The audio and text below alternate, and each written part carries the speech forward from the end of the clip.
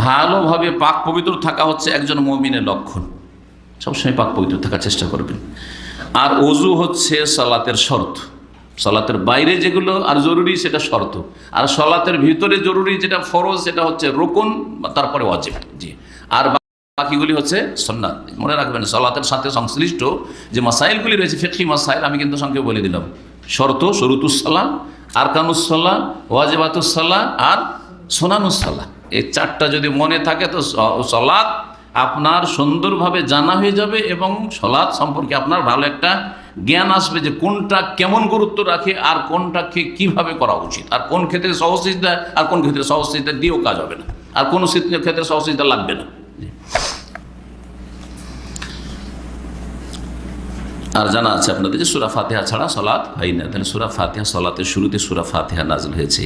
নবী করিম সাল্লাল্লাহু আলাইহি ওয়াসাল্লাম সাহাবায়ে কেরামরা যে সালাত আদায় করতেন সেটা মক্কার যে জনগণ কাফেররা ছিল তাদের চোখের আড়ালে লুকিয়ে লুকিয়ে সালাত আদায় করতেন সাহাবায়ে কেরামগণ। এমনকি অনেকেই জঙ্গলে গিয়ে পাহাড়ের ঘাটিতে লুকিয়ে কোথাও সালাত আদায় করতেন, আর না হয় বাড়ির ভিতরে লুকিয়ে গোপনে, জানতে যেত না পারে। বাড়ির ভিতরে জানলে, বাড়ির ভিতরে যদি কাফের থাকতে জানি, বাড়ির ভিতরে তো ঘরে ঘরে কাফের, সেই জন্য লুকিয়ে লুকিয়ে কোথাও গোপনে সালাত আদায় করতেন। জি, এখনও ভারতের অনেক ঘটনা আছে, ইসলাম গ্রহণ করেছে তারপরে কয়েক বছর ধরে নামাজ পড়তে পারেন না। বাপ মা কট্টর দুশ্মন, হিন্দু তো চরমপন্থী, হিন্দুরা খ্রিস্টানদের তরণে চরমপন্থী, বাঁচতে দিবে না যদি ইসলাম গ্রহণ করে। ইসলাম গ্রহণ করে আছে, কাউকে জানাইতে পারছে না, কোথাও যেতেও পারছে না, কোথাও আশ্রয় পাচ্ছে না। ও সারাদিনের নামাজগুলি তার ইজতিহাদে আর কি, যদি এভাবে জায়েজ নয়, তার রাতের অন্ধকারে নামাজ পড়ে, রাতের অন্ধকারে নামাজ পড়ে, এরকম মেলা ঘটনা পাবেন।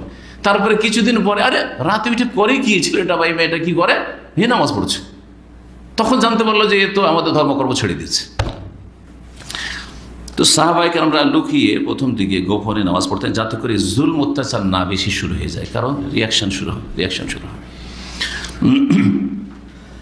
প্রথম দিকে নবী করিম সাল্লাল্লাহু আলাইহি ওয়াসাল্লাম আর বেশি কিছু শিখাতেন না সাহাবায়ে কেরামদেরকে। তাহলে সালাত, তাওহীদ, আর শিরক থেকে সতর্ক করা, কুসংস্কার থেকে সতর্ক করা, এগুলো ছিল। আর তার সাথে সাথে আত্মার পরিশুদ্ধি, তাজকিয়া নফস, মানুষের আত্মাকে পাক করতে হবে, আখলাক চরিত্রকে পাক করতে হবে, নিজেকে ভালো হওয়ার চেষ্টা করতে হবে, নিজেকে গঠন করার চেষ্টা করতে হবে, মানুষের মতো মানুষ হইতে হবে, মাকারিমুল আখলাক চরিত্রবান হইতে হবে।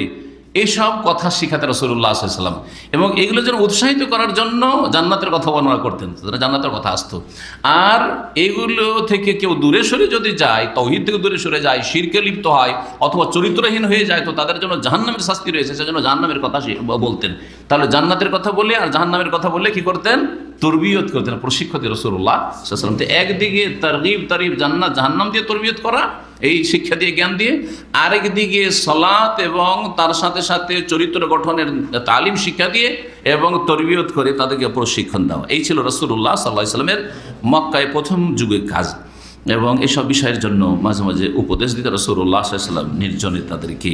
নবী সাল্লাল্লাহু আলাইহি ওয়াসাল্লাম সম্পর্কে যেমন কোরআনে কারিমে বলা হয়েছে যে ওয়ায়ুযাক্কিহিম ওয়া ইউআল্লিমুহুমুল কিতাব ওয়াল হিকমা, তিনি লোকদেরকে কি করতেন, পাক পবিত্র করতেন, তাদের আত্মার পরিশুদ্ধি করতেন, তাদের কলবকে, হৃদয়কে সাফ করতেন। জি হ্যাঁ, সাফ করতেন, শিরক থেকে পরিষ্কার করতেন, বিদ্বেষ থেকে, হিংসা থেকে, শত্রুতা থেকে, আরও এরকম যতগুলি আমরাজুল করু অন্তরের রোগ হইতে পারে সেগুলি থেকে। ওয়াল্লাহুল কিতাব আল হেকমা, এবং কিতাব এবং হেকমতের জ্ঞান দিতেন। কিতাব হচ্ছে আল কিতাব হচ্ছে আল কোরআন, আর হেকমা হচ্ছে কোরআনে কারীমের ব্যাখ্যায়, শরীয়তের বিধিবিধানে যা রাসূলুল্লাহ বলতেন অথবা করতেন, অর্থাৎ হাদিস বা সুন্নাহ। যেখানে কোরআনে কারীমে আল কিতাব ওয়াল হিকমা বলা হয়েছে, তাফসীরটা মুখস্থ করবেন যে আল কিতাব মানে হচ্ছে আল কোরআন, আর হিকমা মানে হচ্ছে হাদিস, হিকমা মানে হচ্ছে হাদিসটি।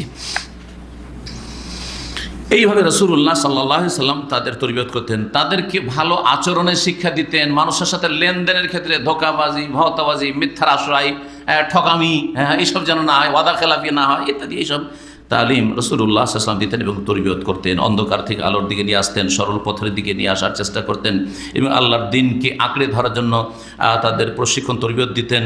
আল্লাহর রশিকে যাতে করে মজবুত করে ধরে, আল্লাহর দ্বীনের উপর যতই প্রতিকূলতা থাক না কেন যেন তারা অটল থাকার চেষ্টা করে, অবিচল থাকার চেষ্টা করে। ওয়াহাকাযা মারাত সালাসাতু আওয়াম, এইভাবে দীর্ঘ 3 বছর চলে যায়। এই রাসূলুল্লাহ 3 বছরের এই দাওয়াতের অবস্থা আজকে সংক্ষেপে বললাম। কিন্তু এই 3 বছর হয়ে যাওয়া সত্ত্বেও মাত্র কিছু লোকই ইসলাম গ্রহণ করেছে।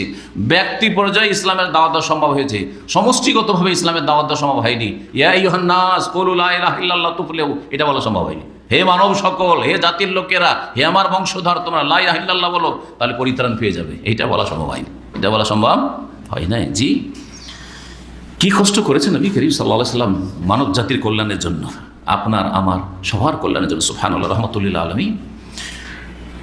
লাম ইয়াজহার বিহা আন-নবী সাল্লাল্লাহু আলাইহি ওয়াসাল্লাম ফিল মাজামি ওয়াল নাওয়াদি, কোনো মাহফিলে, কোনো অনুষ্ঠানে, কোনো জায়গায় লোকজন বসে আছে, লোকের সমাগম, সেখানে কখনো প্রকাশ্যে ইসলামের দাওয়াত দেননি, চুপ থেকেছেন।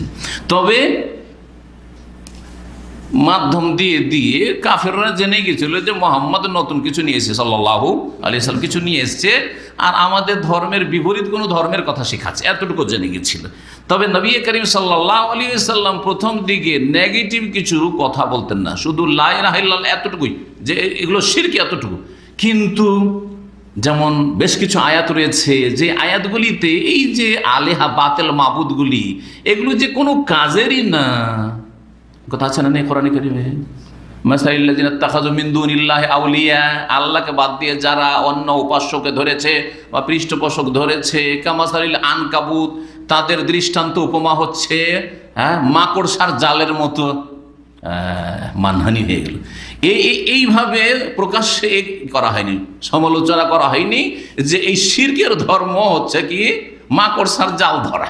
জি, মাকড়সার জালের উপর কেউ যদি ভরসা করে তাহলে তার কিছুই হবে না, ঠিক ওই রকম কিছুই লাভ হবে। ঠিক ওই রকমই এই দেবদেবীর পূজা, প্রতিমার পূজা কোনো কাজে আসবে না। মায়ামলে কোন মিন কিতমির, আরে একটা খেজুরের যে আটিতে একটু আঁশ থাকে, ওইটারও মালিক না। এগুলো কথা পরে বলা হয়েছে, এগুলো প্রকাশ্য দাওয়াতের কালে। তখন তারা আরও সোচ্চার হয়েছে। প্রথম দিকে তারা যদিও প্রতিবাদ করেছে এবং কিছু মুমিনদের ওপর বাড়াবাড়ি করেছে, জুলম অত্যাচার করেছে, মারধর করেছে, কিন্তু একটা তাদের ধারণা ছিল যে এরা কিছুই করতে পারবে না।